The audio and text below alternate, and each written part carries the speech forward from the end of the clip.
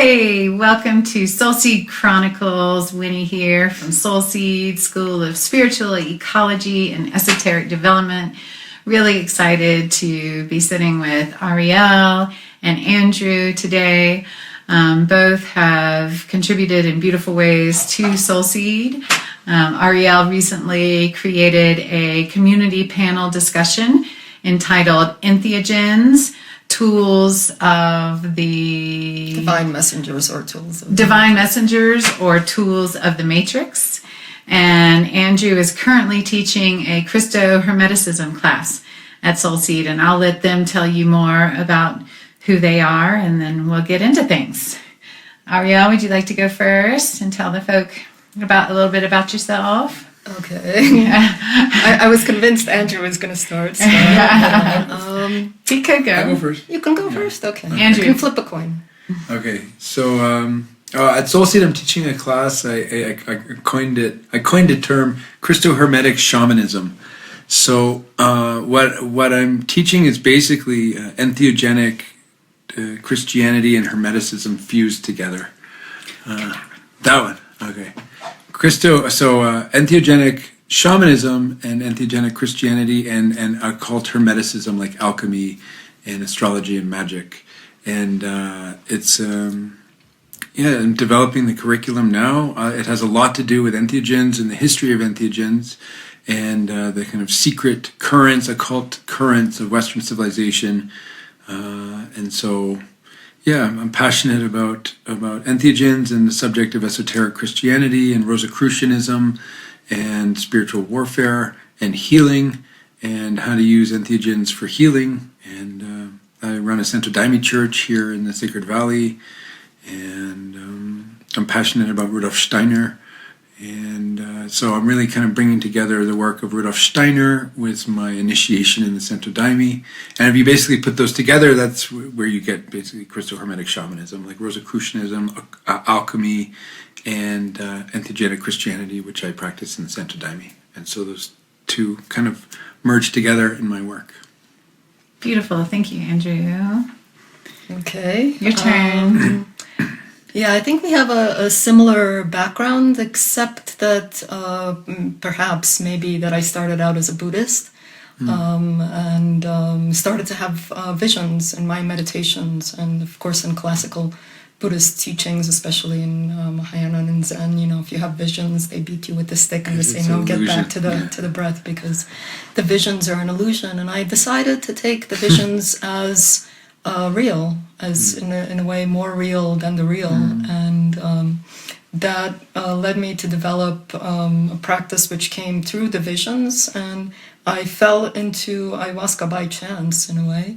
I didn't want anything to do with drugs, with psychedelics, and people were telling me in Berlin that the visions I was having were very similar to ayahuasca journeys, and that I should try it. And I was kind of like arrogant and saying, well, I already am doing it, why should I try it? And by chance I met this shaman who is also doing systemic and family constellations. We were having presentations in the same place in Berlin. And he said, come as a guest, it will teach you humility and wipe the floor with you, which it did. And from that moment, I started to train with him, and I trained for about 1.5 years and was facilitating retreats in Berlin.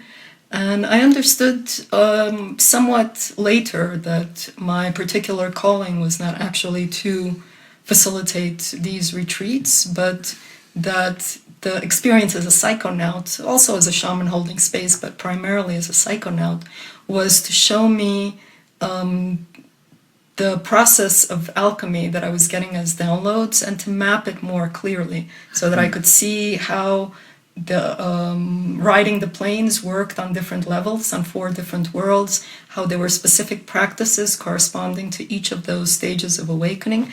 So I feel like that work with the entheogens gave me a map of how awakening happens in life, and I was able to transfer in a way the content of those journeys and the insights to practices. So my main focus now is on developing practices that go through these stages of awakening, and I'm very grateful for for entheogens for having opened up this vision for me. But I see my work as this task of stepping down those visions and those insights to meditation and breath work, and then the ultimate stepping down, which is to be able to be in those states and to feel and to have those insights with eyes open, interacting with the world.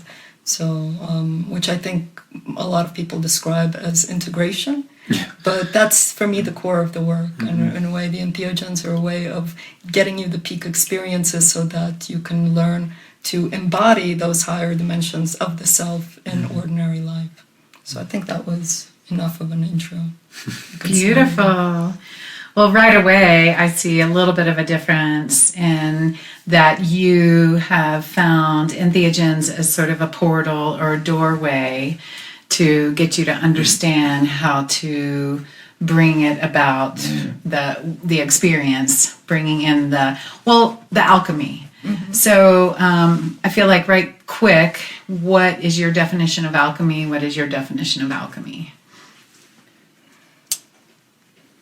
Quick. Well, not necessarily. I mean, it's there are two things that I consider essential, which I think you share, which is, the Jungian approach. You deal with the crap, you deal with the repressed, you deal with the hidden elements that most people don't want to deal with, because it's precisely by engaging with those that you tap into this powerful positive core, and you can get them to sort of start to spin and to transmute. So it's about not having this dualistic distinction of good or bad, good and evil, but seeing that the things that are most despised in our lives, in society and everywhere else, are the material for working, and that it's possible to work with those and to transform them into increasingly higher levels, because essentially everything is one. Those things that we see as bad are distortions of a prime divine energy which hit certain obstacles and got distorted or detoured, but that original kernel is there. So if you learn how to work with that, you could transmute it. And the transmutation goes through different stages, from working with the body to working with the shadows to working with the collective unconscious and to riding the higher dimensions, which I think in classical terms there's a distinction between alchemy, which is transmutation, and theurgy, which is on the last level, on the supernals of the supernal triad of the Qabalah. You don't perform alchemy anymore. You don't transmute, because you've cleared everything. You've cleared that karmic baggage.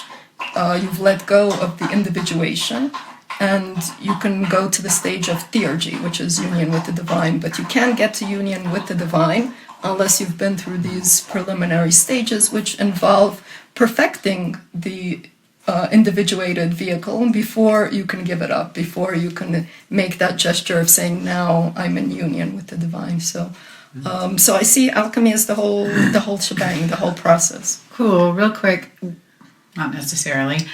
Would you say then perfecting the vehicle, does that look like we take our psychological, the aspects of our psychology, and shift lust into compassion, greed into generosity? How do you name that? So I had a vision of 3 jellyfish. And the first jellyfish is working with that personal unconscious, with the so-called traumas that we've experienced in childhood, with so-and-so did this to me. And at that stage of the shadow work, it's a process of learning to see the gold in that so-called trauma and those lessons, and transmuting the trauma. And you get to a certain point where you've transmuted and you've forgiven enough that you see that there's nothing to forgive, and that it's not on the level of the personal unconscious anymore, but of the transpersonal, where you see, okay, yes, me and my father, me and so, we played this crazy dance in life, but it's for the purpose of learning these lessons, and actually it's just a dance, and there's so on that level it's not trauma anymore, it's clearing karma. And that's the stages of the perfection as well. So once the soul, which I see as an individuum, as something that incarnates in many lives to learn certain lessons. Once it's achieved a certain level of perfection and clearing enough karma, then it can pass through the abyss of that in the Kabbalistic sense, and say, okay, now that I have learned all this, I'm ready to give up this individuated, perfected soul, and have the soul merge into spirit. Oh. And then once it merges into spirit, it does need to come down into Malkut, into the ordinary world, and to carry that. But it's the perfection is not like on the level of the personal unconscious. That's growing the aware ego, which becomes guided by the soul. It's actually perfecting the soul, which then can surrender itself and become absorbed into the one will, into spirit. So what are the techniques you use to do that? I think that's probably getting a little specific. Okay. Well, maybe we can come back to that because it feels important. Andrew, tell us about alchemy in your version. I see it as primarily working on the astral body and kind of an occult science that evolved out of entheogenic mystery schools, about this process of awakening your astral body and transmuting it to the point that it can be a vehicle for the divine spirit to incarnate in the vessel. So in occultism, they call it the astral body, but in modern psychology, they call it the psyche. So if you want to know what the astral body is, just think of the psyche. And a lot what Carl Jung, what Freud, but later in a much better way, Carl Jung elaborated on is that a lot of the psyche is initially unconscious. And so I consider the reason why the early stages of alchemy have everything to do with shadow work is because so much of the astral body that needs to be awakened and purified is sleeping and darkened. And so the early stages of alchemy involve like becoming conscious of the unconscious, and then when you become conscious of the unconscious, you're basically awakening parts of your astral body that are damaged from past lifetimes, basically, and from this lifetime too. And so there's this task of like becoming aware of it, but then once you awaken it, then it's transmuting it, and then ultimately, I think the work of alchemy is doing operations on your astral body through the work of your ego. Like your ego is the alchemist. In my mind, the ego is the alchemist and the astral body is the subject of the alchemy. Mm-hmm. So the ego is playing an active role in transforming the astral body. And the cool thing about that is that when the ego successfully kind of illuminates a part of the astral body, it can unite with the ego. And I think this is the process by which the higher self can be actually incarnated. Like spirit can actually come down and embody itself through the individuality. So what would you say comprises the ego? There's so many definitions of the ego. I am the scope of your awareness at any given time. Like what you're aware of at any given time. Your consciousness. Your consciousness. What you're aware of conscious. Okay. If you're doing things that you're not aware of, that's your unconscious. Right. And so many problems, interpersonal problems with communities, problems in relationships, it all has to do with shadow work. It all has to do with like your astral body is doing things to other people that your ego is not aware of and that is not taking responsibility for. So there's a fragmentation between your ego and your unconscious. And so the thing is that the ego is only aware of itself. And when people accuse you, as in accuse your ego of doing something that your unconscious astral body is doing, people get very defensive and they say, you're projecting onto me, and all this fighting and bickering starts. But in order to do the alchemical work, the ego really needs to take full responsibility for transforming the astral body and taking full responsibility for the shadows. Because the astral body has all these magical powers. It has all these, like, people's astral bodies have it's like their magical double, or as the Greeks would call it, your daemon. Your daemon. Your daemon is like your astral body. It's your genius. And some people, especially shamans, are people that do the work of being able to consciously control their astral body. And an initiated shaman is essentially an alchemist. An initiated shaman is somebody that has awakened their astral body, has turned it into a purified vehicle that they can consciously use as a vehicle for work. So they can use it for traveling, they can use it for healing, they can use it for activating, knowing things, channeling things. Like it's a workable, working body. So the alchemist and the shaman are like really similar, but the essential task, I think, of alchemy is just working on your astral body and illuminating it to the point, awakening it and then illuminating it to the point where it can unite with your ego. Mm-hmm. And when it unites with your ego, something new is born. Mm-hmm. And I think this brings into like, you become almost at like this bodhisattvic level, like what Ariel was saying, like when you get supernal realm, is that what you call it? When you can like bring that down and then you go into Malkuth, you have to enter into the realm of service. Mm-hmm. You know? You have like responsibility to teach, guide, help. Mm-hmm. Somehow. So it's the alchemy is just the science of initiation, I think, in a way. And I'm really big on the entheogenic origins of it, because this knowledge of alchemy arose out of mystery schools, and mystery schools were entheogenic. So the knowledge itself comes out of the inspiration and the divine revelation that entheogens give. But as Ariel's speaking about, like you can do alchemy is a universal science. Like you don't need to have entheogens to do alchemy. Even psychotherapy is a form of alchemy. But even just doing shadow work with your spouse is alchemy. But I like to do entheogenic alchemy. Like I do like kind of shamanic psychotherapy work. So I do alchemical work with people without entheogens. But I'm also ceremonialist. And I like to do kind of like full-on entheogenic alchemy and ceremony. And that's like a regular part of my life. Like I'm going to do that for the rest of my life, like regularly. Thank you. Certainly, my experience with entheogens has been going into the shadow pretty profoundly. And I think many, many people have that experience as well, to open us up as the portal that you were saying, to open us up to what these dark areas or clogged areas within ourselves can actually look like, and just start really experiencing them. I feel like the entheogen world really helped me step into that, just being aware that there is so much unconsciousness within me. That's the thing that I think we miss a lot, is this sense that you have the tip of the iceberg of what we're conscious of. What's above the water? Yeah, and 90% what's above the water. Yeah. And then 90% is unconscious, subconscious, infraconscious, whatever. Like Jung said, 7 times 7 levels, 49 levels. So what we're talking about, just to really help everyone understand, is the greatest work in terms of what walking as humans on planet Earth we can do. And evolving our karma too. You know, evolving, like changing, transforming permanently, because the alchemy that we do in our lifetime, we take the fruits of that into our future lifetimes. It gets the progress we make in this gets stored, and it's permanent, it's immortal, basically.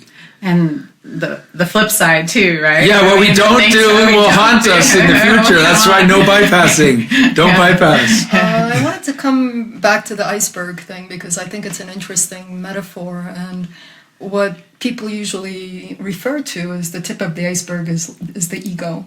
Okay. But you have the whole structure. So the way I see the ego is a little bit different. I think the ego is part of the shadow, which is very anti-Jungian on some level. And this is also something that's come down through understandings of how to work with it. So it's, if you imagine that, you know, in the original creation myths, and you have this in the Qabalah and the Tree of Life, but you have it in many others, you have this initial divine source that Keter, which is just oneness, and it spits itself out, it mirrors itself by deliberate into a chokmah. So you have this creation of duality of pure force and the form that contains it, and then it keeps moving down. It keeps moving down, and it creates divine emanations, which are divine qualities. And then it passes into different worlds where it starts to pick up distortions.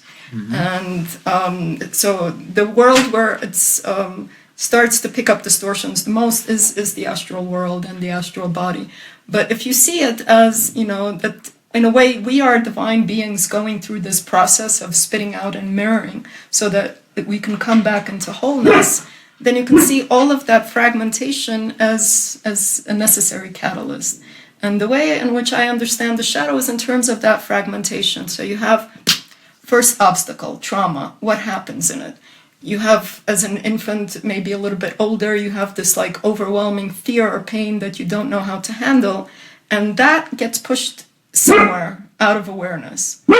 And all of these things that get pushed out of awareness that are like the primal fear, or I like to think of as exiles, which is IFS uses this term as well. Exiles. Who uses this term? IFS, internal family systems, Okay. which is a kind of spin-off of Jungian psychotherapy. Okay. So it's this fragmentation. The first thing that gets formed is the first negative, which is the fear, or maybe it's anger. Usually it's not anger, but it's that primary negative which gets suppressed. Yeah. And on top of that primary negative, you get the defense mechanism, which is in a way coping with it. Yeah. So if I have, this fear of being judged, maybe I develop this people pleasing.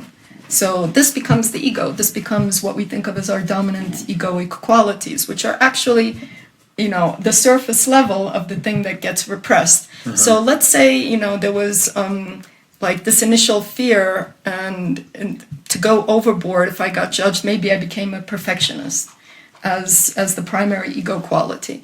And what I pushed under was not just the fear, but the opposite response. So what I tend to get triggered by are people who are like saying, yeah, I make mistakes, I'm a loser. Like people who are on the opposite extreme. It's actually the same fear, but I've taken one path, they've taken the other, and that other path is also repressed in me. So that's the bad others. So this is a part of the shadow. This is the projection, that you project the thing that you don't want to see in yourself onto the others. But actually, if you embrace those others and you take a homeopathic dose of that loserness, you discover what the lost primitive, what the initial sense of, everything is okay, I'm not bothered, I can be spontaneous, nothing is a big deal. And you can tap into this golden quality, the golden shadow, which is lying underneath. So the shadow to me is that whole structure of the four. Of the ego, which is actually just the defense mechanism against the fear, of the other path in response to the fear, which I don't want to see in myself, and the golden quality under that. So the integration is actually working with that whole thing. And once you work with that whole thing, then the iceberg becomes more complete. And then the ego, rather than being the kind of ego most people talk about, becomes an aware ego. That is informed by the soul, and it's informed by the soul because in order to do that shadow work, you need to be in love and compassion for those things that piss you off, that you despise in other people, and which are in you. So it's only through that quality of embracing and love and compassion, which is the quality of the soul, that it starts to transform. So the routine ego, which is very unaware and which is living in not understanding why things are happening in life, why it's creating certain things, that unconscious sort of ego, because it looks like it's conscious just on the surface, actually it doesn't know anything. So it's living in this perpetual state of like compensating and not knowing what the fuck is happening. But that, once it gets informed by the soul, starts to transform and eventually gets sucked up in the other amoeba, which is the soul. So the ego is absorbed into the soul, and the soul qualities start to dominate. And I think that is the effect of doing the shadow work. It's that you start to raise up those levels of unconsciousness, and that once they're embraced by the love and the forgiveness and the gratitude of the soul, they transform into something else. But the whole thing is a shadow. So in a way, I think the distinction between ego and unconscious is not real. It's not like the iceberg metaphor creates like you're either above water or below water, but actually there's an in-between zone where the ego is in grips of complexes, the ego is neurotic, the ego is hurt, reacting in these ways. Like the ego and the astral body are all like, whoa, intertangled up with each other.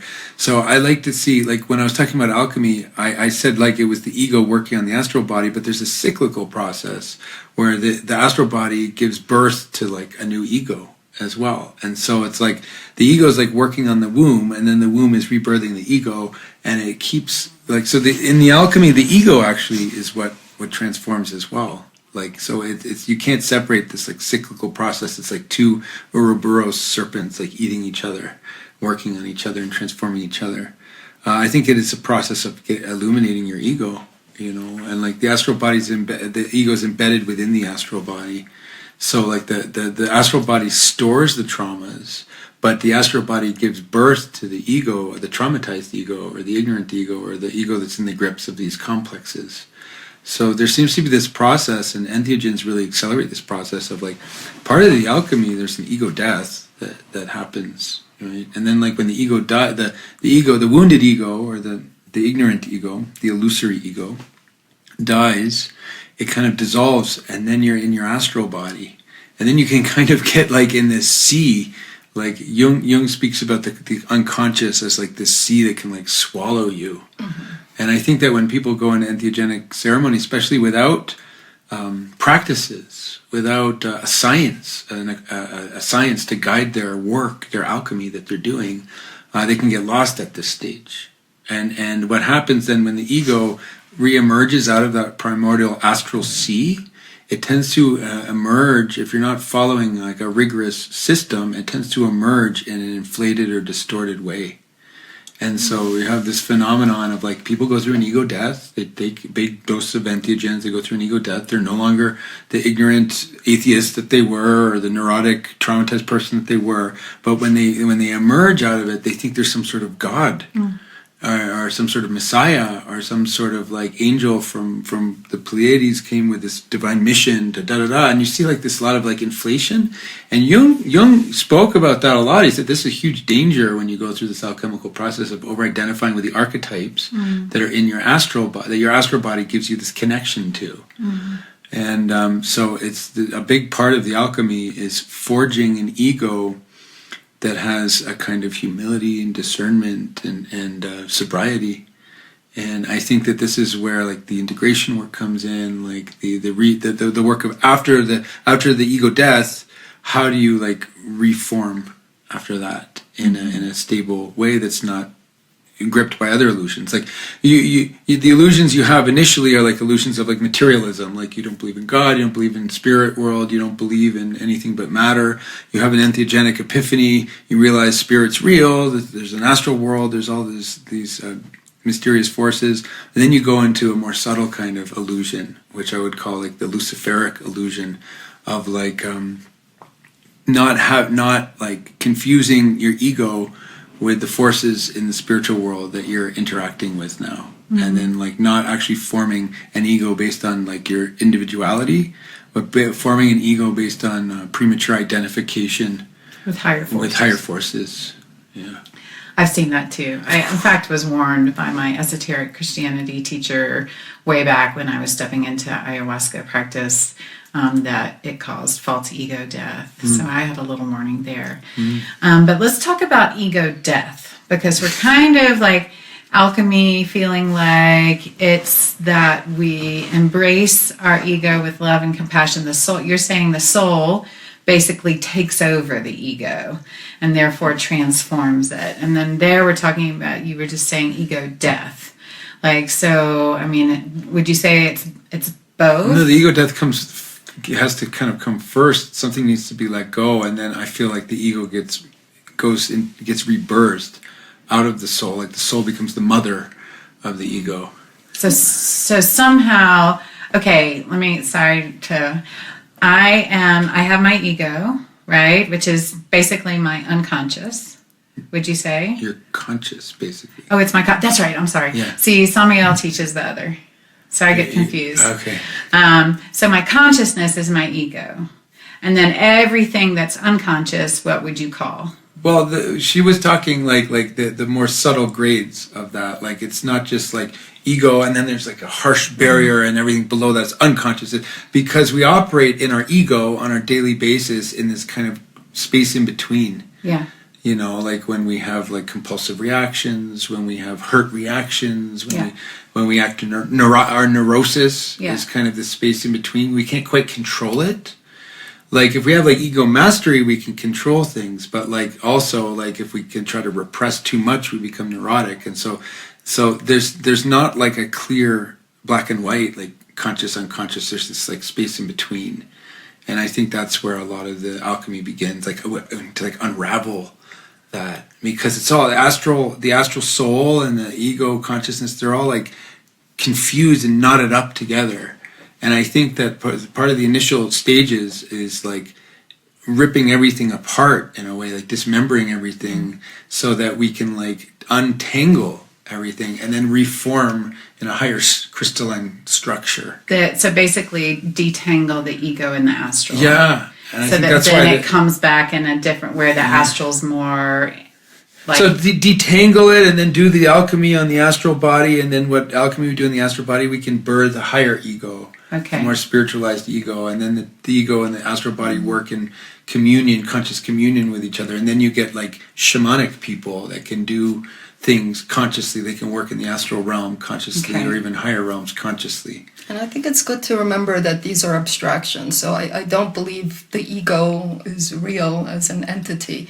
What the ego is a constellation of these different specific fragmentations. So you can have one quality, which is the perfectionist. You can have another, which is, this fear of being overwhelmed by people. You can have one, which is the manager, which thinks it has to manage all of the other ones. So the ego is an abstraction, and the way in which I've experienced it is that there's like small egoic surrenders, that part that was the controller, if you work with that specifically and see that behind the controller is just a desire to be safe, to feel comfort, that can start to spin, and that evolves into a different quality, which is just the feeling of wanting to be safe, which can be had in other ways. So that small fragment, starts to shift and change. Another small fragment, which can be the perfectionist, can tap into what is inherently a divine quality of seeking perfection, and maybe it can do it in other ways when it, in which it can relax the judgment and all of the negative criticisms. And so it's like, there's like little splinters which start to spin and to transform on their own. And I think Gurdjieff said something important. Once enough of these band together, they gain a momentum. And that's when, like all of these different fragments of the ego start to band together, and there's a bigger transformation. But the ego is such, it's just a shorthand for this fragmentation. And it is also the, like in a very plain sense, in very plain words, it is the I am. And that I am shifts. So once, it develops more of those soul qualities, which the soul qualities are reaching higher to the divine qualities. So once it develops some of that, of course, the way in which you think of the self transforms. I would say those people have less ego, they're more driven by soul. But it's a lot of like little, That's like Buddhism meets Samael. Like because didn't Samael talk about like the fragments or the ego, like components, like various components? And then the thing I don't understand, I haven't studied it, is this idea in Buddhism that the ego is actually an illusion. I don't feel that way. I feel that there's an essential thread that ties everything together, and that's my ego. It's the thing that ties everything together, and it's the thing that makes karma. And it's the thing that I have to like pay the bill for at the end of my incarnation, is like what I've done with my free will.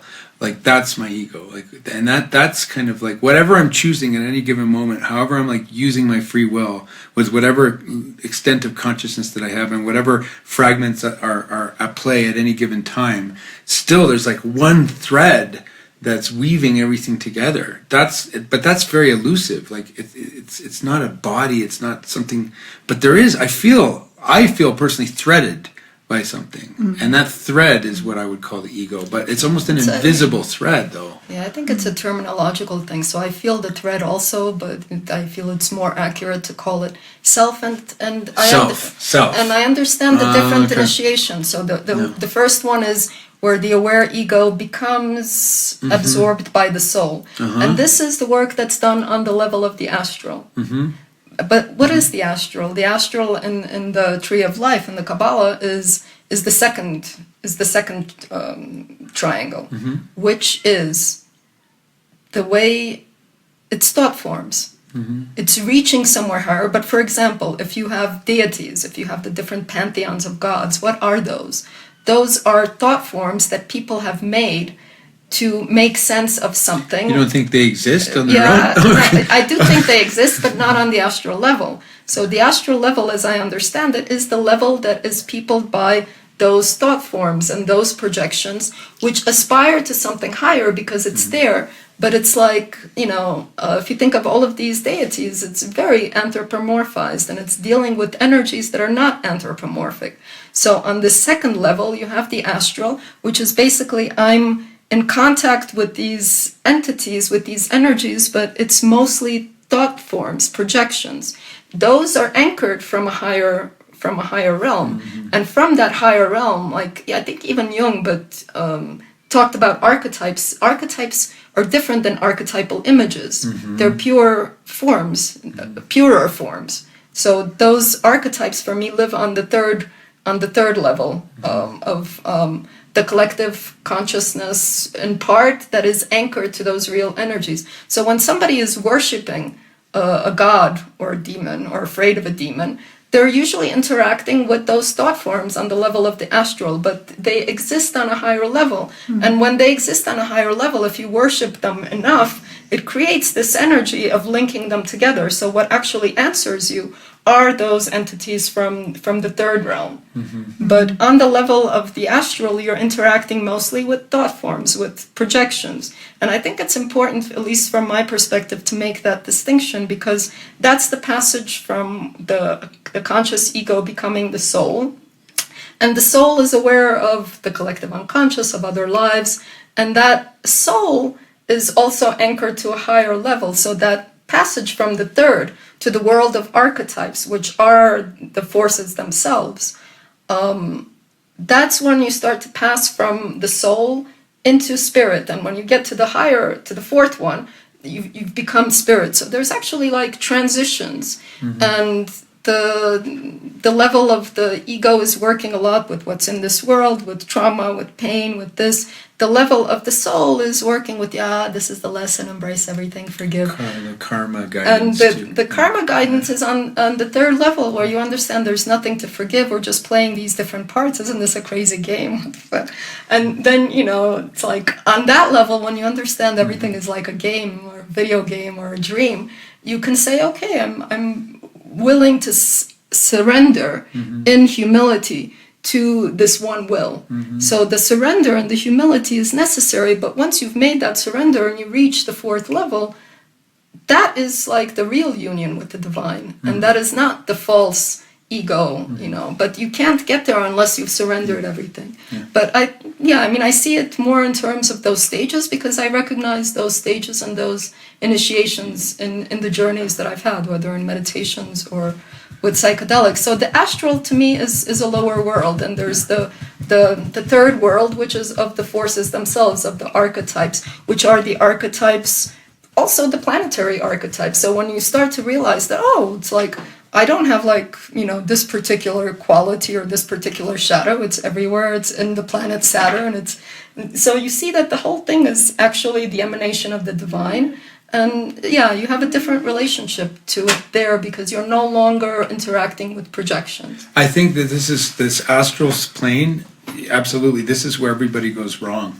And this is where the illusion really comes in. The one thing that you characterize the astral, though, as, it seemed to me that you were characterizing it as the result of thought forms being projected into that. But I've always envisioned the astral form being the middle ground where divine and humans kind of meet and mingle. Like I see the divine emanations emanating into the astral realm, and then humans projecting into the astral realm, and it creates a kind of hybrid. And the images that we see are like the creation of divine energies emanating, but the forms, we provide the clothing. The divine forces give the energy, the impulses, but we give the forms or something like that. And so it seems like it's a meeting. It is a meeting place. Meeting, but it is, if you're interacting with images, it's not the quality of the archetype itself. So I think it's this a is bit where different. people go wrong with discernment. And as you know, and we were especially talking with before in entheogens. entheogens. Yeah, If they especially meet, with if they entheogens. meet this like image, it's not the thing in itself, and you can recognize if you're interacting with the third level, which is the energy of the archetype, because that doesn't have an image. You know, that has certain qualities. I feel a lot of light. So, and this is what we talked about in the panel before, that it's like when I would see something in very clear images, that was like a sign for me. No, this is like a thought form, it's a projection. And when I get like the real archetypal energy, it feels different. Yeah. You know, and intuition is like that. Intuition is like, you know, it's like you feel that connection, you feel it as inner light, but it's, you know, it doesn't have like a face. So this discernment that you're speaking about is really important for people if they're working with entheogens, and something that I'm really concerned about is that, like, for thousands upon thousands of years, entheogens were only used in schools of initiation where this kind of teachings were given, and there was like a very like serious like probationary period training even before you even took the entheogen to make sure that you wouldn't, I don't know, fall prey to a number of things, namely illusion or possession or illusion. And I think now that ever since LSD came onto the scene, it's the first time in human history that entheogens are just like free for everybody, and there's no prerequisite training to take them, and there's no like science of entheogenic initiation that's already in place. So there's huge risk of illusion. And then what comes into the illusion in the astral plane, there's many spirits of a luciferic nature that have this magical brilliance that can give humans, especially gifted humans, talented people, that can give them charismas and powers and form a kind of symbiotic vampiric relationship with them. This happens in the astral plane. These beings populate the astral realm. And so if you don't have the science of initiation or this occult science that we're talking about, there's no tools of discernment, and you don't know how to discern a being of, like, you call it a being of light, like an angel, but actually it's like a luciferic magical trickster that's like just putting on a pretty magical outfit and telling you what you want to hear, because it can read your astral body and see your vanity and see your this and that and say, hey, guess what? You're the chosen one, and da da da da da. And this is where we get like amateur sorcery. So like there's a huge danger, unguided, like, you know, entheogens not working in the context of divine science, of sorcery. Basically, which is the third dimensional world as well as the astral world. We encounter that constantly, you know, just like the play of possession and manipulation and all the rest. And that just coming from dream yoga perspective too, of where the idea is that when our body goes to sleep, and then our vital body stays to recharge our physical body. It's our astral body that leaves and goes to the astral world, and that's our dreams. And there too, it can happen if we're not wise to how to be in a place of discernment with what comes our way. So yeah, I think it's a really important aspect of it. I'd love to like guide us back to the integration idea of like where you were talking about there's a place of where the entheogens can take us to a certain level, and then there's a place for integration, and then you work with the entheogens on the regs. On the regs, yeah, I got one tomorrow. So how does integration, talk to us about what that means for you. Okay, well, it depends on the way of working with the entheogen is really important. Like if you're working with it in the context of a school, and depending on how the school operates, you know, that determines how the integration works. And my school is the school of Santo Daime, and we work with it in a particular way that we call a divine being into the entheogen, and this divine being becomes our teacher. And the way the teacher teaches specifically in a way to favor integration. So when I go into a session and I drink Daime, my work, my focus is not to have visions, is not to break through to this realm or that realm. My objective is to receive teachings from my teacher. And Your teacher being Santo Daime or the ayahuasca? Or? The being that lives in the Santo Daime. Okay. The being that is like transubstantiated into the actual Santo Daime. Okay. And with training, you can learn how to have a good teacher-student relationship. And so this teacher doesn't teach Luciferic grandiosity. It teaches like morality, and it teaches how to work on your karma, and it teaches how to form a spiritualized ego. Would you say that teacher's on the astral? It's on the it starts on above the astral. It traverses through the astral, and it penetrates into my etheric and even into my physical body. Okay. So the teacher teaches with the teacher can like make me purge, for example. The teacher can go, blah, or the teacher can give me a vision if he wants to give me a vision, and the vision etches into my etheric body. The teacher can like test me on something, like I get an exam, I get homework. And so the way that it depends on what forces you're working with through the entheogens, because there's this idea that like ayahuasca is the spirit of ayahuasca, but I haven't found it to be that way. I found it to be depending on the alchemy that you do with how you sacramentize it. And so I do I make the daime here in the valley. I cook it, I make it, so like I have a direct hand in the alchemy of what I'm calling into it. And since I'm calling really forcefully this particular teacher into it, like I trust this teacher because this teacher is actually guiding me on the path of integration. So like I'm drinking tomorrow, and I'm doing a period of meditation, and I'm like going to get some teachings, and I'm going to get some homework. And the homework that I do afterwards is all about integrating. And it's like, okay, how are you going to put these lessons into practice? That's what the entheogenic teacher teaches me.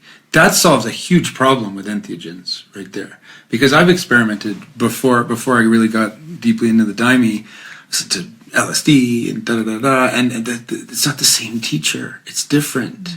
You can get cosmic downloads, but like no instructions on how to integrate. So, I mean, in my case, like I'm kind of relying on my teacher and the trust I have for my spiritual teacher, which is not a human, to like give me the teachings I need in order to keep illuminating my ego. That's kind of the teacher's shtick, that's the emphasis. And illuminating the ego, would you call that integration as well? No, I mean, I think integration is, it can be depending on what you understand by the ego, but it's the idea that however lofty those revelations and those insights are that are taking place either on the astral or on the third world of archetypes, or even on the last world of the pure supernals of the divine force as it is, however insightful and mind-blowing that can be, it doesn't mean anything unless you can anchor it in Malkut, in the first world, in Asiya, in how you interact with other people. So, and it doesn't matter if those revelations are coming through entheogens. For me, a lot of them don't, I mean, I can confess that that fourth world I've reached on a death journey, and I in a different way than in meditation. There's a distinction between being taken over by one of the Sephirah, by, for example, Keter or Chokmah, where I feel like it's pure velocity and I am that light and I'm exploding, and just working with that quality in meditation where it's like I sense it somehow, not necessarily above me, but I'm bringing it into me and working with it. So I have had much more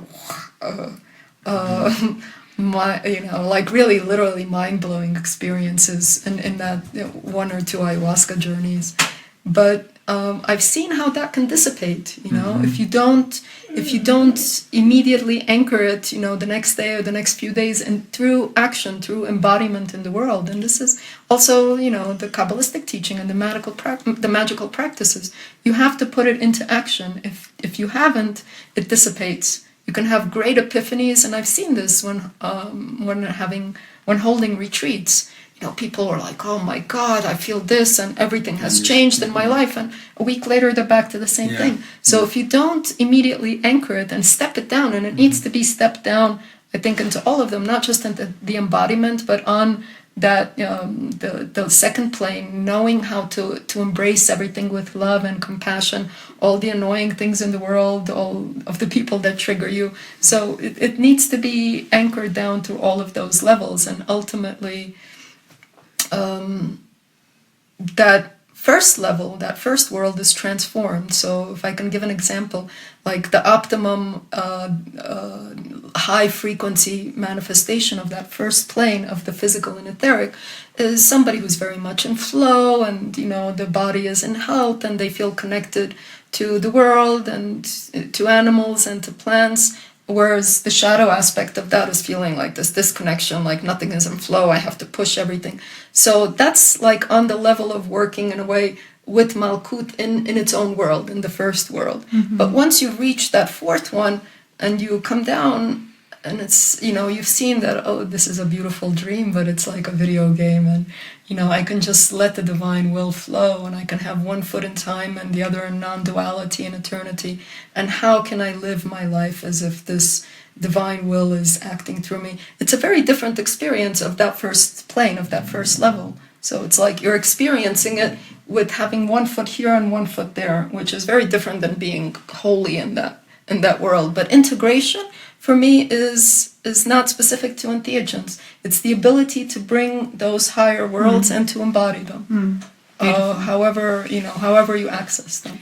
And would you both say that sort of the proof is in the pudding once we get to a place where we've moved beyond a lot of our suffering for ourselves, and then of course those around us, then we've reached a certain level of integration. I mean, I just realized that when I went home recently to see my mother. Oh, that's always the test. That's always the test. Yeah. And I was so excited because I was like, wow, all these things that used to trigger me aren't triggering me anymore, And it's a graduation. It was just like, okay, seeing and getting that reflection, and therefore I just wasn't causing myself suffering and then causing others suffering. So I feel like that's when I see the world of spiritual work and entheogens and all of it going on, my thing is like, how's that? How are we doing on that level? Are we still suffering a lot, or we've moved a little bit beyond that? Dealing with your parents is always the ultimate test of how close you are to enlightenment. It is. It's so true. Ram Dass said it or something. Yeah. If you think you're enlightened, go home and live with your parents. Yeah, pretty remarkable work. Yeah, for sure. Yeah, so it's the fruits, right? It's like, what fruits can you share? If you're not bearing good fruits, something's off. And Rudolf Steiner has this great... He really revolutionized the way we speak about the archetypal devil figures. He famously spoke about two devils, and he gave Lucifer a completely different distinction, like a description, than what we've come to think of Lucifer with the Catholic Church and like the big bad devil and stuff. So actually, like, Lucifer is like the light bearer, but he brings us into this imbalanced relationship with the spirit world, an imbalanced relationship with our own evolutionary process. We get into, like, we want to stay in the spirit worlds all the time. We want to be in this grandiose, ecstatic state, but we don't actually bring fruits back to the people. We don't actually bear the fruit. We don't integrate. Or even to yourself. Yeah. To yourself as you live in the world. So it's like false riches. It has this grandeur, but it makes us poor. Yeah. In our interpersonal relationships. When people get too far into this grandiosity, that entheogens are really dangerous for generating. People get self-obsessed, they get grandiose, they get selfish, they almost get quasi-sociopathic in this way, if there's too much of this Luciferic thing. And they end up with this sense of greatness, but then they don't have any friends or whatever. Like they lose the love. What really matters is the love that you're able to build. They leave their wife and children because they need to go be a shaman. Yeah. And then they use their charismatic powers to seduce people, and then they have a love affair that lasts for 3 months, and then it becomes drama and fighting and abuse and scandal, and it just, everything goes rotten in the end. So like there is this kind of like false fruit, or like false riches, like fool's gold, that we really have to be aware of, especially when we start to dip into the entheogenic grandeur. Samael Onweor, just for those who we keep bringing up the name. One of the main things I've gotten from his teachings is that the trickiest thing we have to deal with right now is pride.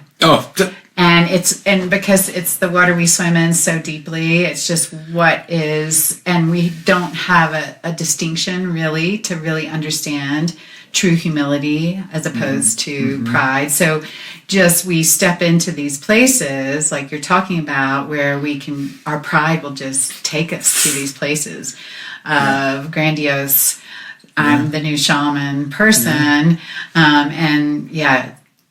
tricky. It's the hardest thing to overcome by so far. Hard. By far, so hard. Pride is so great it can take down archangels. Yeah, like even archangels can fall because of pride, and they're like way more evolved than we are, Yeah. But the thing about the God and the devil are just flip sides, or the union with oneness is the flip side, the shadow aspect of pride. So there's something essentially true about it, which is this recognition that I am everything. But unless you pass through the stage of saying, oh fuck, of myself I know nothing, I can do nothing, but the Father does everything through me. It's it's that humility that actually calls that real essence of oneness, of unity. And if you haven't gone through that stage perpetually, like each time it's like, I think I know big shit, but actually I know nothing. So I think that's the most important exercise, like every time you reach a new attainment, to say, okay, yes, but in truth I know nothing, show me. So if you have this constant motion of like surrender and humility, you will get those influxes, and they will be real because you've been through that level. But there is something essentially true about pride, just as there is something essentially true about anger and wanting to defend boundaries. And so each one of these things that we consider shadows has a kernel of truth. And the crux is to be able to tap authentically into that kernel of truth. And it's like rescuing the gold from it. I like to think of all these things I'm calling like Luciferic as like, it's not about not dealing with that, it's about stealing the fire and using it to cook your food. Or it's about like stealing the gold out of it and like tempering it in the right way. Like I think that like something about human evolution is that we're evolving individuality. And there's an inherent built-in pride to being an individual. Like you're unique. It's like, I'm unique. I don't understand how this fits in with the teachings of Buddhism and the idea that like your individuality is an illusion. But like everybody has at the very least an unconscious degree of pride in their individuality and in their subjectivity, which they will defend. And even like the highest, even really genius people can have even the most biggest kind of pride, the most difficult kind of pride that you can't even crack. But there is, I think, an alchemical work of like rescuing the gold out of the pride, and somehow tempering it with a surrender, with some sort of like you kept doing this motion, like a surrender motion, and pride is the exact opposite of that. Pride is like this, and this is surrender. Yeah, I mean, for me, just living here in Peru and really being with some of the people, the campesinos who live up in the mountains, it's just a different level of humility than anything I'd ever experienced before coming from the United States. And just like feeling that level of Well, I don't know. It's up to the mystery, just the surrender. And also having the sense that so many of the shamanic traditions that certainly we are emulating right now come from more humble cultures. So I do feel like there are degrees to it. I certainly came from a very proud country, a very proud family, a very proud community. So pride was huge. And so I came to realize the pride within myself a number of years back, mainly landing in Peru and being like, oh my gosh, and realizing how much suffering it causes me. And that to me is the thing, it's like, there's a level that everything is divine and there's a kernel of gold and everything. And what's hurting me? What makes me feel yucky? What makes me feel and what wrecks my relationships with people? What wrecks my relationship? What makes me mistreat somebody and standing in line in the store because she cut in front of me and it wounded my pride, and so I put out this vibe, whatever, that to me is where we go to really look at it, is like, how is this hurting me? How is this hurting those around me? And work with it from that standpoint. I think also a crucial piece of the puzzle is that it's necessary for elders. We need elders. One of the main roles of elders, I think, is to help protect against pride. Like in my mind, at least the way I envision it ideally, is like my ideal elder is somebody who sees, because I was very talented in my 20s and in my 30s, and I was lucky enough to have an elder, and I was resentful that he wasn't praising me for my genius. He was actually going whoopsh, whoopsh, whoopsh. He was beating me, basically. He was basically never giving me compliments for anything, and always just shitting on me for my things that I was doing wrong. But now that I'm only in my 40s now, but that's enough for me to look back at my 20s and 30s and be like, wow, he was really protecting me, really protecting me. And even still, he couldn't really protect me. I still had to get proud and puffed up and fall, even with all the protection he was giving me and trying to help me with. But I think that's one of the roles of an elder, is to keep somebody, because people in their 20s don't know shit. They're nothing better than wise fools. They can have incredible genius, incredible gifts, incredible charisma, and yet it's still sophomoric. It's still gonna fall apart and not bear good fruit because they haven't suffered enough in their life yet. It's not tempered. It's not tempered by experience.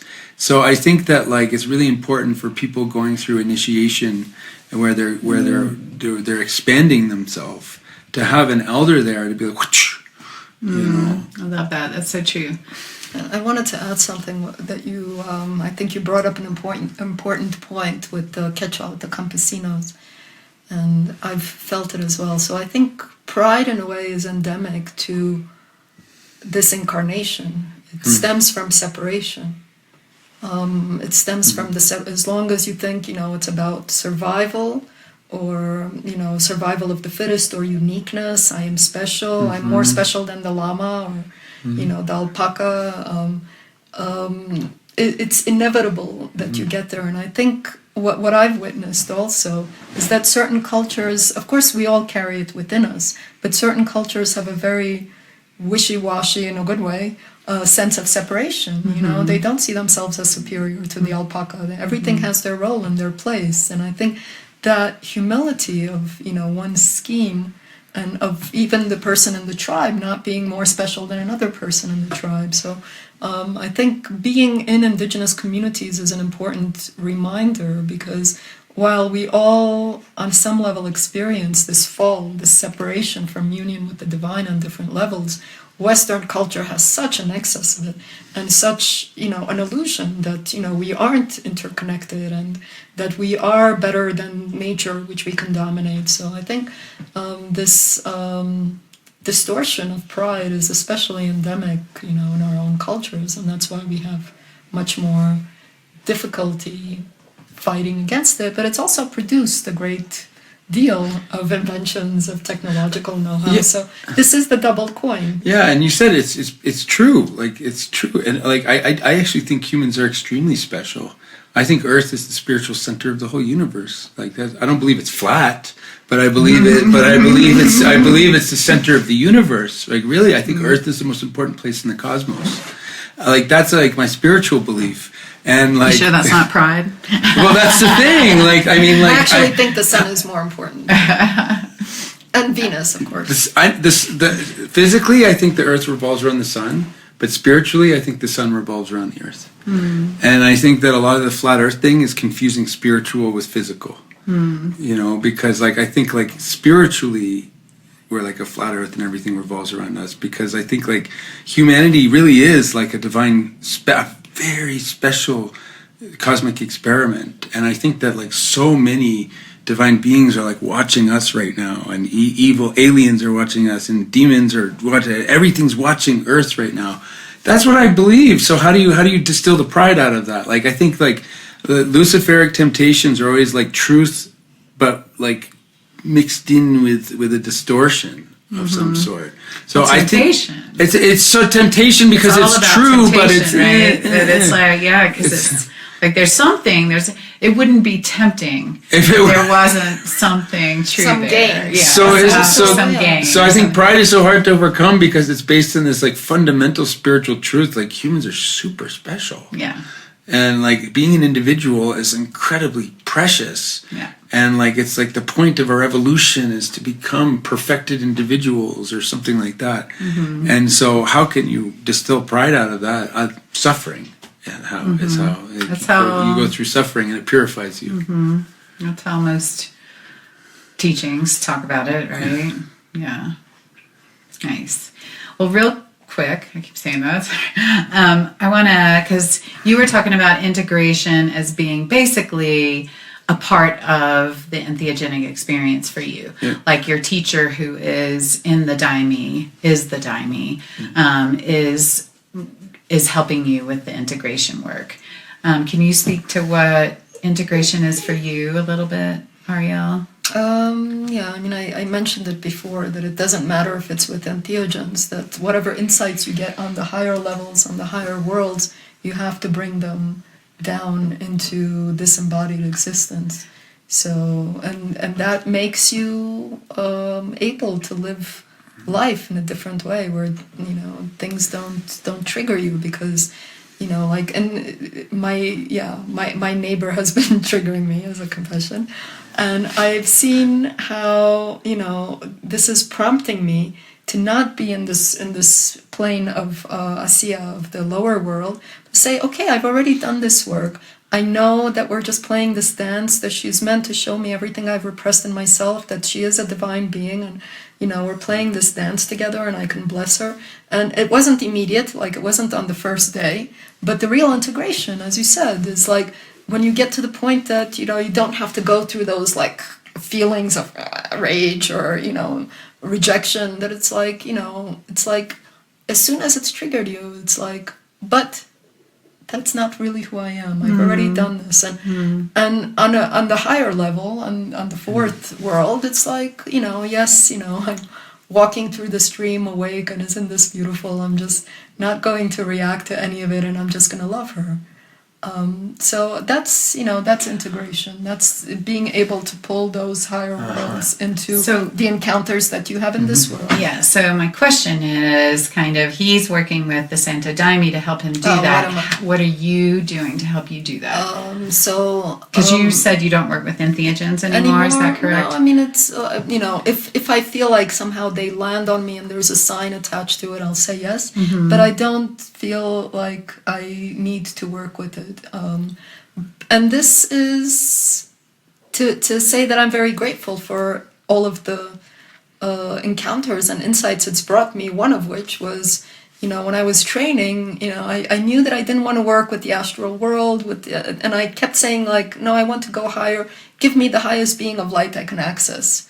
And I got Christ, which I didn't expect, you know, because it's not in my background. And I had some resistance to it at the beginning. And then I realized what that Christ consciousness meant. It meant not just, you know, the non-judgment and the unconditional love showed on the level of this world to the people he encountered, but also this trust that no matter what happens, I am safe, and I surrender to the divine will, even though I don't like this work. I don't want to be crucified, but yes, I see a purpose to it.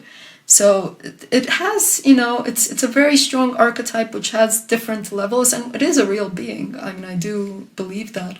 But that's what I ended up working with for a year and a half. Not only in the ayahuasca journeys, but the guy kept coming to me, like in my daily meditations. And like this, it was an encounter. It was like an I-thou relationship, and I would ask for guidance, and all the time would be like, whatever you choose is irrelevant, but once you've made that choice, hold it with the highest possible love and attention. And so for a year and a half, I worked with this Christ being archetype, and one day he vanished, and this was after my father died, and I started to work with my father. So on one level, this was the spirit of my father who was dead, who was coming and guiding me and saying, this is what you need to do to integrate, or, it doesn't matter if you make this decision or that decision. Can you see how you can hold both of them with love? And so it was also this I-thou relationship that was taking place on the level of the astral. So this was the spirit of my father on some level, because that's what I could feel love for. I could feel love for that image, for that memory. But it was also, on the higher level. And I understood after like almost 3 years of working with this energy, that I and my father are one, and that I'm not working with my father, I'm working with the Father. So this is what guides me, and I have absolute faith that, when I am held in her embrace, I am safe, and it's, we were talking about this before. Is that my higher self? Yes, on the level of the third realm of the archetypes, this is the higher self that is perfected and in a way is making that transition into spirit.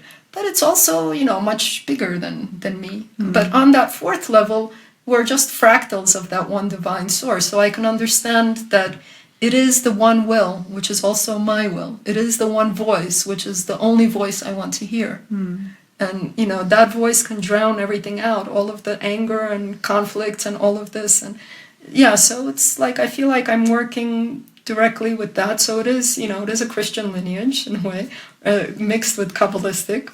But, I feel like that's what I'm working with. Like, that thing that is the one, that is myself, that is more than myself, that is the one true wisdom and the one true will. And that I trust beyond anything else, even if it gives me crappy answers. Great. And you access that now, since you've stopped working with entheogens for the most part through meditation, I'm accessing through that every breath day. work. Yeah, the breath work is a little bit different. So you asked me about the practices before. I feel like I received very gratefully these practices that are not my own. And they work with those 4 pillars of awakening, which correspond to the 4 levels. So on the level of the physical and etheric body, the most important thing is to not have your attention captured by the outside, which is what we are usually, and to come back to this inner feeling of being in the hara, in the life force. So I activate that, and there's a specific technique for bringing the energy from down up, from up down, centering it here, and then doing everything, walking from that level. And I feel like it's reorienting perception, so it's no longer bound to externals, but to the internal. And that also has different ways of working. So I can combine that with heart alchemy, and then go into a visionary journey to connect to my body, ask why I'm feeling this pain, why I'm feeling this illness, and that activates the inner healer to be able to hold the body with awe and with love, and to say, thank you, we are partners in this journey. But that's also working on the level of the physical and etheric body. And the second level is mostly shadow work, working with unconscious triggers, by seeing that what we despise in ourselves and with others is of great value, and to be able to hold that with love and compassion. So that activates the heart energy, which I think without that love, you can't do shadow work. You know, otherwise you're saying, Shame I and don't, blame pushes it fragment away. from yourself. yeah, and I kind of, project, I'm going to yeah. meet you in my active imagination and my journeys, but really I don't like you, and it's just to get rid of you. So really I want to like kill you off. Yeah. No, you have to be genuine and love Yeah. that energy in yourself and in others. And the breath work is a bit different because there's like the imaginary, the active imagination from Jung, but in a trance state. The breath work, what I work with is seeing at each moment what conflicting polarity there is in me, and activating both of those, making both of those okay. The one that is afraid and the one that wants to feel safe. And once I activate both sides of that polarity, I feel like something is activated in the inner channel, which is actually the Reiki energy. It's the balancing of opposites. And that creates a third thing, which is the quality of the soul or the grandmother that holds everything together, but she's not one of them. So there's like different levels of working with it. But the thing that guides me always is, you know, this anchoring in this higher wisdom that I know I am the soul that is holding all of those conflicts and all of those polarities, and beyond the soul I am surrendering to the spirit and being guided by the one will. So this is, you know, this is the kind of pillar, and it's like, that's, you know, the real integration is to bring that to how you live your life. Like not just in the, I have incredible like 3-hour meditations every day, but that's not the real work, you know.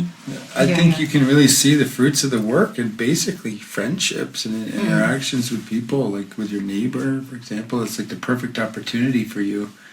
Yeah, and the Daime, we're like put in this pressure cooker because we're it's a community-based thing, right? And you're doing this medicine work. I don't like medicine work. You're doing this spiritual work with the same people, and everybody's shadows are coming up at the same time, and there's this real chamba, like hard work to like really love each other.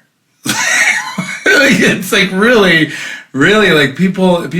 Some of the people in the community, they tempt you to drive you crazy, like crazy, and it's having a lot of patience, but also not having boundaries, and like just basically interpersonal interactions in the Daime is like the ultimate proof in the pudding. Like can you love your brother who drives you crazy? You know, And Samael in Gnosis calls it the psychological gymnasium. Okay, that's beautiful. And he says that's where we are to do our work. It is community, it is neighbors, it is relations, and that's where you have to be in the psychological gymnasium. The time of disappearing into a cave in the Himalayas to do your work is done. That's another. Now it's just like living in community, really. That's a very Western thing. Samael is a very Western teacher. Like in the East, they still don't really have that same value system. I don't think like there's not as much emphasis put on like bringing the fruits of enlightenment back to the bodhisattvic service. There is. I mean, you know, you're using a word that is coming from the Buddhist tradition, and there's, you know, bodhisattvic, and there is this distinction, which is, you know, also the different schools, the Theravada and the Mahayana and the Vajrayana. But it's, you know, you can have one path, which is that of, you know, like your own enlightenment, arahant, or you can say, okay, I'm willing to like kind of defer this, you know, and to stay in the cycle of birth, death, and rebirth, so that I can be of service to others. And in a way, it's a bit of a false distinction. I mean, you know, it is this distinction within the schools, but, you know, once you see that by being in that loving embrace with others, you know, you are helping your soul on its own journey into uniting with spirit. And, you know, then it doesn't make sense to make these distinctions. And also, when you've reached a certain level, you know, it's like you don't have to make an effort to love the despicable anymore. You know, it just kind of flows. So the more that you do your own work, you know, to say, this is the goal, this is what I want to attain. And I see this in myself, like, you know, 5 years ago, you know, I can say I was teaching some great things, but through a lot more distortions. So the more that you clear those distortions and do that work in yourself and are able to embody that wisdom and that energy, the more that you can be of service to others. So I think on a certain level, you know, it's like being for self and being for others is the same when you don't recognize these distinctions. How is it possible to reach enlightenment alone? How is that even possible? You can't. It's too. Well, I like meditating on meditating on the cave thing. How can you reach enlightenment that way? Then you go back to your parents and like you got to do that whole parent test thing, right? The triggers. You can, but there is the test, So the more that you do these journeys in which you see, that the things that you despise in yourself that you can embrace, it kind of like flows to others. But of course, it's easier to do the work, when you're in the cave, and when, I've lived in Buddhist monasteries, and I can say, that these people on a certain level are not doing the work because they live apart from, the real crappy bureaucratic connections to banks and to all of this stuff in the real world. They live in friendships that are like very one-dimensional and that are, so it's, they don't have like the big annoyances that most other people have. And it's exactly those big annoyances. I just remembered something when you were speaking before about Lester Levinson, who supposedly became enlightened in three months through one practice. He realized that the key to everything is love, and that of course it's easy to love the lovable. So he was going to love all of the shitty, despicable people in his life, and that was going to get him there. And supposoly after... That's amazing. Okay, that's inspirational. So supposedly after 3 months of hanging out with his family, he got enlightened. And all the people who hurt him and abused him and everything else. But there is, there is something to be said for that, like if you go directly into the things that are the hardest and the most offensive, that's where you're going to get, and it's the same in the entheogenic journeys. You go into the thing that's the most difficult, and that the higher, the higher the transformation is, the higher the rise is. So you have to be willing to go into those abysmal places, and with the degree of honesty, I can say that a lot of people in Buddhist monasteries are not. Did you spend time in during COVID, I had the blessing of being incarcerated in a Buddhist monastery for 5 months. Wow, that's a story. So we're feeling like this might be a nice time to segue into just giving people a little bit of like, if somebody wanted to do the work that you're talking about, could they get in touch with you? Andrew, what do you offer? What do y'all offer to people? I have an online school. It's called the School of Modern Soul Science. There's basically 2 levels to the school. I modeled it after a university. So I went to like an Ivy League university, and I wanted to like create like a spiritual version of that. And so it's an online school. It's hosted on Mighty Networks. And so it's also like a social media platform for people, Westerners. I pitched it for Westerners who are undergoing a modern day shamanic awakening.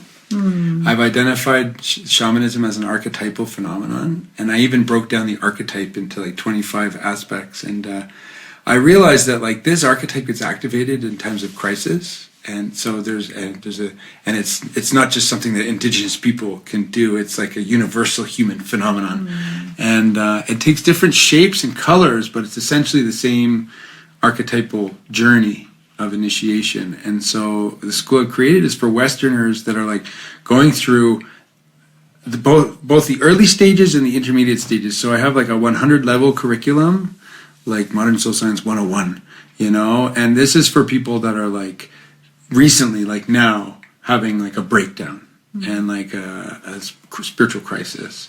And I've created a curriculum for them, to kind of a curriculum of alchemical inner work for them to like kind of tame these forces and kind of get more solidity about in their psyche and in their ego. And then I've created a 200 level, which I call Cristo-Hermetic shamanism, and that's actually also what I teach at SolSeed every Monday at 12. So I teach at SolSeed Mondays at 12, and then I have this online school called the School of Modern Soul Science, and it has something for people that are going through the shit right now, or people that are further along and they want education in esoteric alchemy and Christianity and entheogenic science, the kind of things that we've been talking about here. And if people are here in Pisac, they can participate in your Santo Daime works? Yeah, absolutely. We don't invite people to Santo Daime works. We hold our doors open, and anybody that feels a call to come, we receive them. And we have at least 2, we call them works, we don't call them ceremonies, because It's like we're working. I've done it. Yeah, It's work. Yeah, and so we have works at least twice a month, and we receive those who come knocking on the door. So yeah, those are the three things I offer. Thank you. I can say that I've been very attached to doing face-to-face work.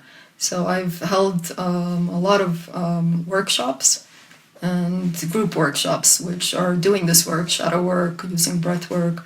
And in a way, I'm feeling, I don't know how to put it correctly, that I want to have a group that works through all of the practices, through those 4 pillars. And when I've taught workshops in Europe and elsewhere, it's like people come one off and disappear. And I also did 2 workshops here, one on breath work and one on shadow work. And what I'm feeling the call is to, transfer the system that I've been doing with myself with a committed group that can stick through all of the practices. And the group work is important, but I do a lot of private sessions. The private sessions are a way of going deeper and working with each person's specific imprints. And those do entail regression to points in life where trauma was formed, sometimes regression to past life.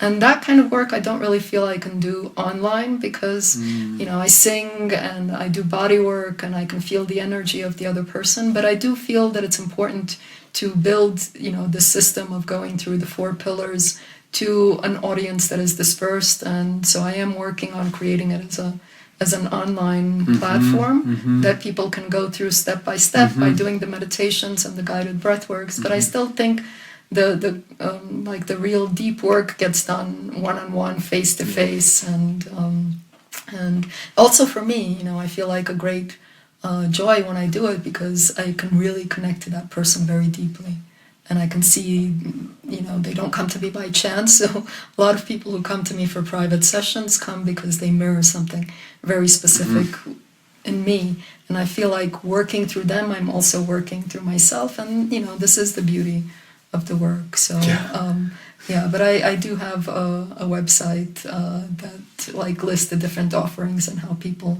can get in touch with me. So I think both of us will just have it as a link. Beautiful. Cool. Yeah, we'll put it in the comments section. Thanks, Winnie. Thank you both so much. This has been really fun and a joy. Yeah, and thanks now we can pass the producer Ruben. Yeah, anybody want a drink? It's actually tea. It's actually tea. So super grateful, y'all. And thanks for joining in, everybody out there in YouTube land or Spotify land or wherever you're coming from. We really appreciate you tuning in. SolSeed Chronicles signing off, and we do the candle.